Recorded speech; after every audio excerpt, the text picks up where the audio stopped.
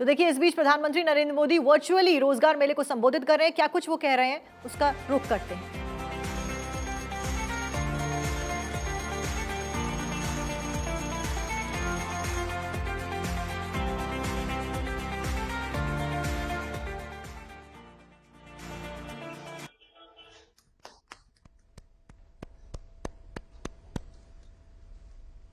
मैं आदरणीय प्रधानमंत्री जी से अनुरोध करती हूं कि रोजगार मेले के इस विशेष अवसर पर अपने आशीर्वचनों से हम सभी का एवं देश भर से जुड़ी युवा महाशक्ति का मार्गदर्शन करें।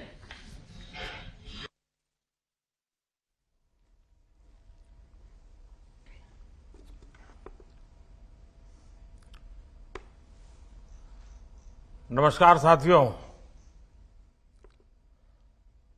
आज 70,000 से ज्यादा युवाओं को भारत सरकार के विभिन्न विभागों में सरकारी नौकरी का नियुक्ति पत्र मिल रहा है। आप सभी ने कड़ी मेहनत से ये सफलता हासिल की है। मैं आपको और आपके परिवार को बहुत बहुत बधाई और शुभकामनाएं देता हूं। कुछ ही दिन पहले गुजरात में भी ऐसा ही हजारों लोगों को रोजगार देने वाला रोजगार मेले का आयोजन हुआ था। इसी महीने असम में भी एक बड़े रोजगार मेले का आयोजन किया जा रहा है। भारत सरकार और बीजेपी शासित राज्य सरकारों में इस तरह के रोजगार मेले युवाओं के प्रति हमारे कमिटमेंट को दर्शाते हैं। साथियों, बीते 9 वर्षों में भारत सरकार ने सरकारी भर्ती प्रक्रिया को ज्यादा तेज करने, ज्यादा पारदर्शी और निष्पक्ष बनाने को भी प्राथमिकता दी है। पहले स्टाफ सिलेक्शन बोर्ड भर्ती प्रक्रिया को पूरा करने में करीब करीब 15 से 18 महीने का वक्त लेता था, यानी करीब करीब 1.5 साल। आज ये प्रक्रिया 6 से 8 महीने में पूरी हो जाती है। पहले सरकारी नौकरी के लिए आवेदन करना ही बहुत मुश्किल होता था। एक एप्लीकेशन फॉर्म लेने के लिए घंटों लाइन में लगो रहो, डॉक्यूमेंट्स को अटैच करवाने के लिए गैजेटेड ऑफिसर्स को खोजो, फिर एप्लीकेशन को डाक द्वारा भेजा जाता था और इसमें यह भी पता नहीं चलता था कि वो एप्लीकेशन समय पर पहुंची या नहीं पहुंची, जहां पहुंचना था वहां पहुंची कि नहीं पहुंची। आज आवेदन करने से लेकर नतीजे आने तक की पूरी प्रक्रिया ऑनलाइन हो गई है। आज डॉक्यूमेंट को सेल्फ अटेस्ट करना भी पर्याप्त होता है। ग्रुप सी और ग्रुप डी के पदों पर भर्ती के लिए इंटरव्यू भी खत्म हो गए हैं। इन सारे प्रयासों का सबसे बड़ा फायदा ये हुआ है कि भ्रष्टाचार या भाई भतीजावाद की संभावनाएं खत्म हो गई हैं। साथियों, आज का दिन एक और वजह से बहुत विशेष है। 9 साल पहले आज के ही दिन 16 मई को लोकसभा के चुनाव के नतीजे आए थे। तब पूरा देश उत्साह, उमंग और विश्वास से झूम उठा था। सबका साथ, सबका विकास के मंत्र के साथ कदम बढ़ाने वाला भारत आज विकसित भारत बनने के लिए प्रयास कर रहा है। जैसे 9 साल पहले 16 मई को लोकसभा के चुनाव के नतीजे आए थे, वैसे ही आज एक और भी महत्वपूर्ण दिन है। आज हमारे एक महत्वपूर्ण प्रांत, हिमालय की गोद में बसा हुआ सिक्किम प्रांत का भी स्थापना दिवस है। साथियों, इन 9 वर्षों के दौरान रोजगार की नई संभावनाओं को केंद्र में रख करके सरकार की नीतियां तैयार की गई। आधुनिक इंफ्रास्ट्रक्चर का निर्माण हो, ग्रामीण क्षेत्रों का विकास हो या फिर जीवन से जुड़ी सुविधाओं का विस्तार हो, भारत सरकार की हर योजना, हर नीति युवाओं के लिए रोजगार के नए अवसर बना रही है। साथियों, बीते 9 वर्षों में भारत सरकार ने कैपिटल एक्सपेंडिचर पर करीब करीब 34 लाख करोड़ रुपए खर्च किए हैं मूलभूत सुविधाओं के लिए। इस साल के बजट में भी कैपिटल एक्सपेंडिचर के लिए 10 लाख करोड़ रुपए तय किए गए हैं। इस राशि से देश में नए हाईवे बने हैं, नए एयरपोर्ट, नए रेल रूट, नए पुल, अनगिनत ऐसे आधुनिक इंफ्रास्ट्रक्चर के निर्माण से भी देश में लाखों नए रोजगार बने हैं। जिस स्पीड और स्केल पर आज भारत काम कर रहा है, यह भी आजादी के 75 साल के इतिहास में अभूतपूर्व है। 70 साल में भारत में सिर्फ 20,000 किलोमीटर के आसपास रेल लाइनों का इलेक्ट्रिफिकेशन हुआ था, जबकि हमारी सरकार में बीते 9 साल में भारत में करीब करीब 40,000 किलोमीटर रेल लाइन का इलेक्ट्रिफिकेशन हुआ है, यानी डबल। 2014 से पहले हमारे देश में हर महीने सिर्फ 600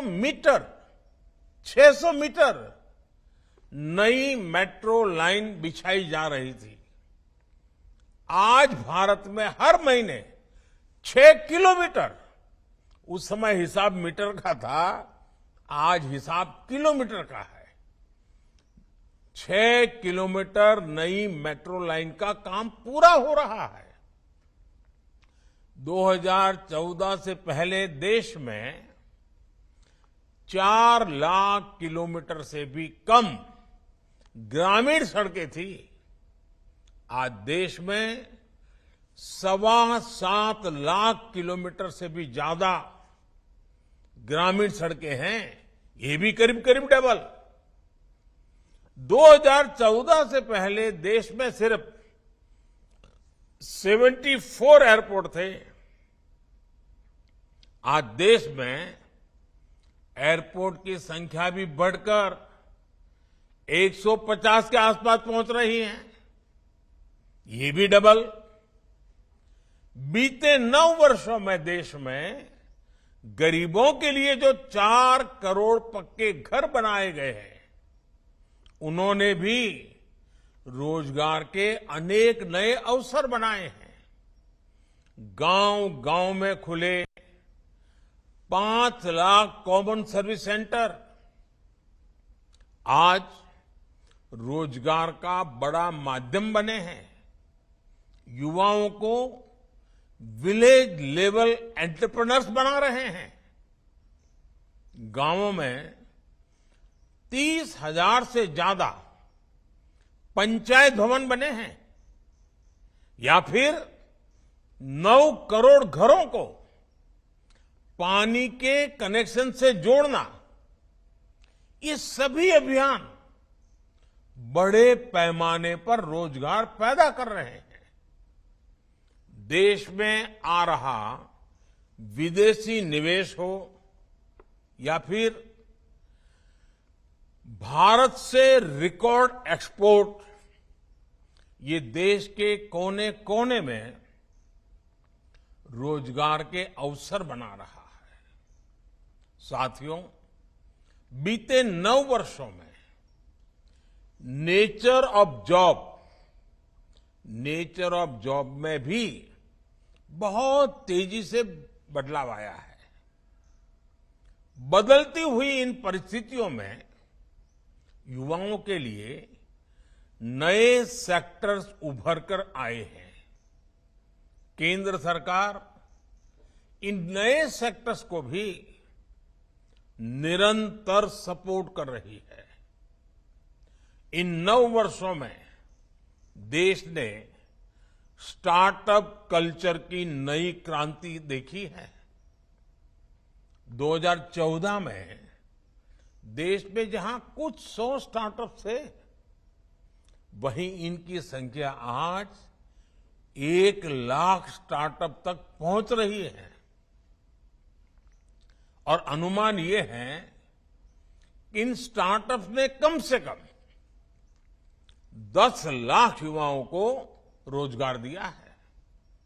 साथियों, इन 9 वर्षों में देश ने कैब एग्रीगेटर्स यानी ऐप के जरिए टैक्सी को भारतीय शहरों की नई लाइफलाइन बनते देखा है।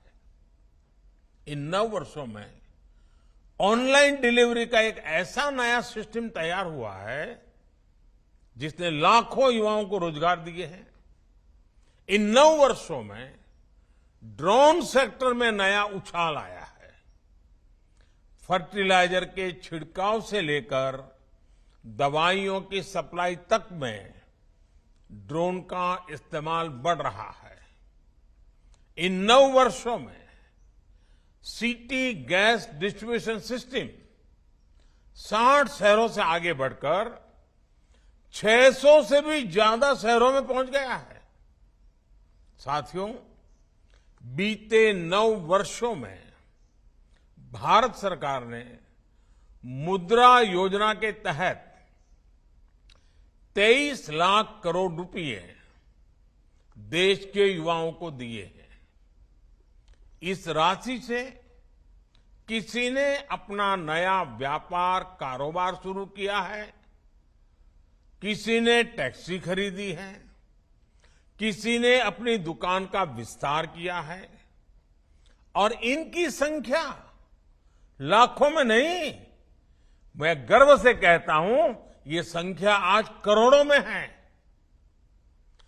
करीब करीब 8 से 9 करोड़ लोग ऐसे हैं जिन्होंने मुद्रा योजना की मदद से पहली बार अपना स्वतंत्र काम शुरू किया है।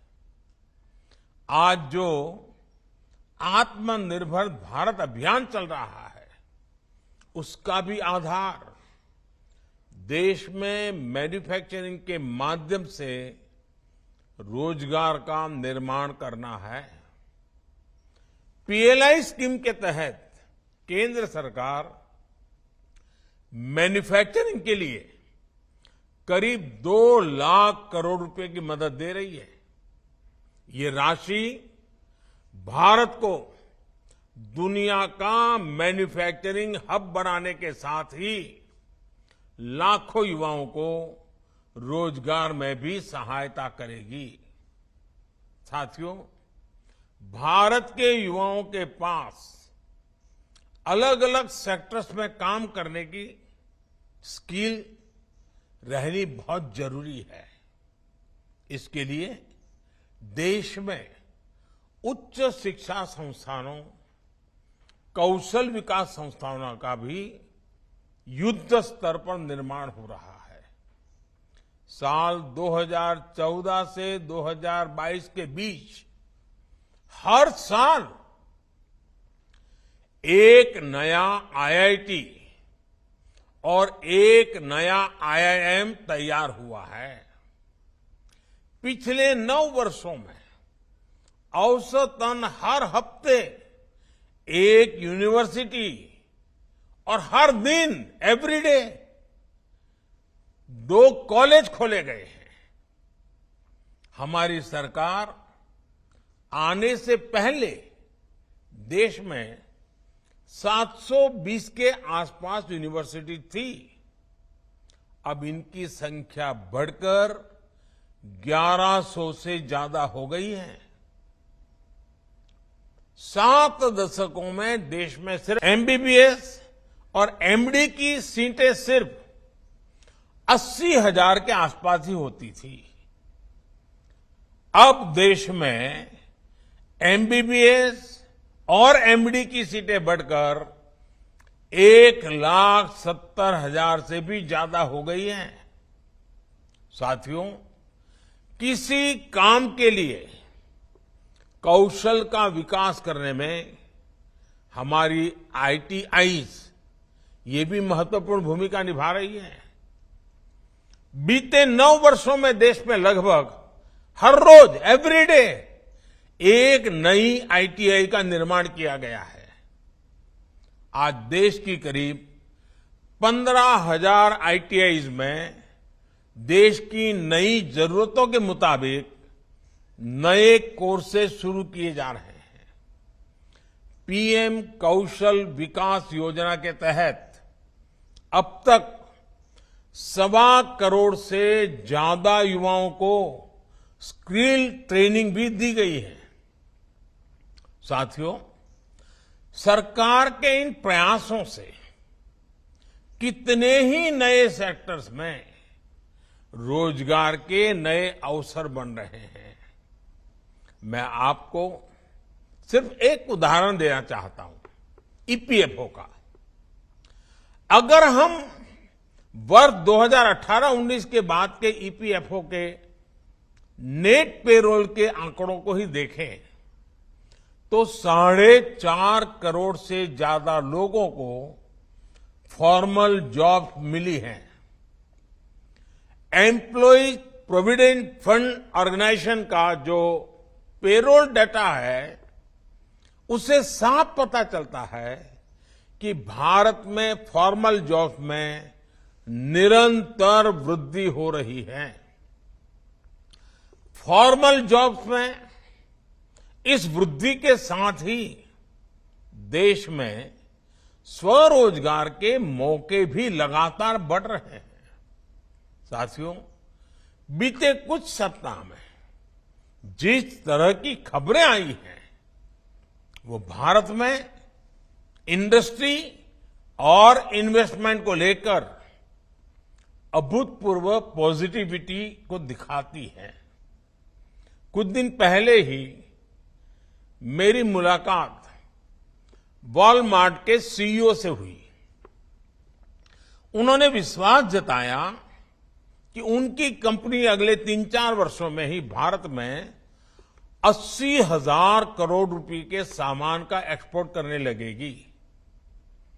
हमारे जो युवा लॉजिस्टिक्स और सप्लाई चेन सेक्टर में काम करना चाहते हैं, ये इनके लिए बहुत बड़ी खबर है। सिस्को के सीईओ ने भी अपनी भारत यात्रा के दौरान मुझे बताया कि वो भारत में बने 8,000 करोड़ रुपए के प्रोडक्ट्स के एक्सपोर्ट का लक्ष्य लेकर चल रहे हैं। कुछ दिन पहले ही एप्पल के सीईओ भी भारत आए थे। भारत के उज्जवल भविष्य और खासकर मोबाइल मैन्युफैक्चरिंग को लेकर वो भी बहुत विश्वास से भरे हुए थे। दुनिया के मशहूर सेमीकंडक्टर कंपनी एनएक्सपी, इसके टॉप एग्जीक्यूटिव भी हाल ही में मुझसे मिले हैं। वो भारत के सेमीकंडक्टर इकोसिस्टम के निर्माण और उसके सामर्थ्य को लेकर बहुत पॉजिटिव है। फॉक्सकॉन ने भी भारत में अनेक प्रोजेक्ट्स में हजारों करोड़ रुपए का निवेश शुरू कर दिया है। अगले एक सप्ताह में दुनिया की बड़ी कंपनियों के बहुत सारे सीईओ से फिर से एक बार मेरे मिलना होने वाला है। वे सभी भारत में निवेश के लिए जोश से भरे हुए हैं। ये सारी बातें, ये सारे प्रयास दर्शाते हैं कि भारत में अलग अलग सेक्टर्स में कितनी तेजी से रोजगार के नए अवसर बन रहे हैं।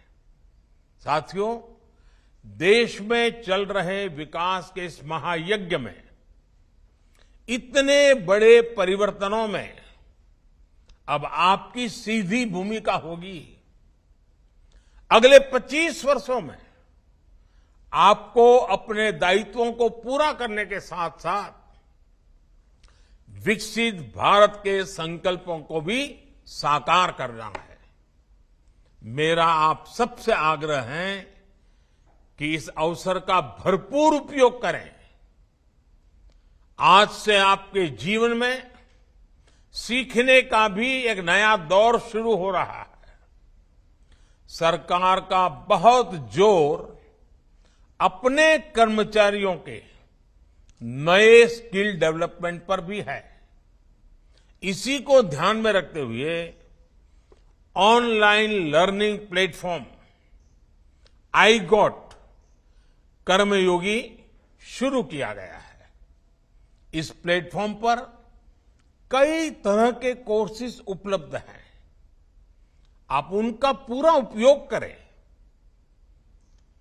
आपकी क्षमता जितनी बढ़ेगी, इतना अपने कार्य पर सकारात्मक प्रभाव पड़ेगा और क्षमतावान लोगों के कारण कार्य पर जो सकारात्मक प्रभाव होता है, उसका प्रभाव देश की सभी गतिविधियों में सकारात्मकता को गति देता है।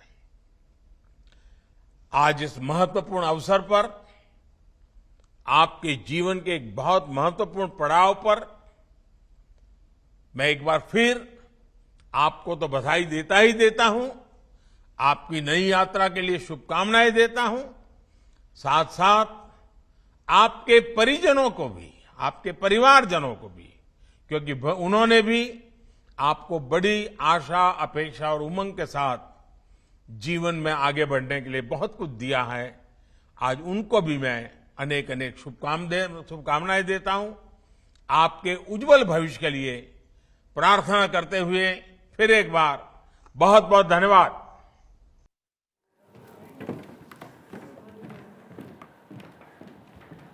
तो प्रधानमंत्री मोदी ने वर्चुअली 71,000 नियुक्ति पत्र वितरित किए। अभी उनका लगातार संबोधन भी हम आपको सुनवा रहे थे। रोजगार मेले में पीएम मोदी का ये संबोधन, 71,000 नौकरियां बांटी गई। यहां पर नियुक्ति पत्र प्रधानमंत्री मोदी ने बांटे। युवाओं को सरकारी नौकरी देने का जो वादा मोदी सरकार की तरफ से किया गया था रोजगार मेले में, उसे पूरा किया गया। प्रधानमंत्री मोदी का संबोधन इस वक्त आप सुन रहे थे।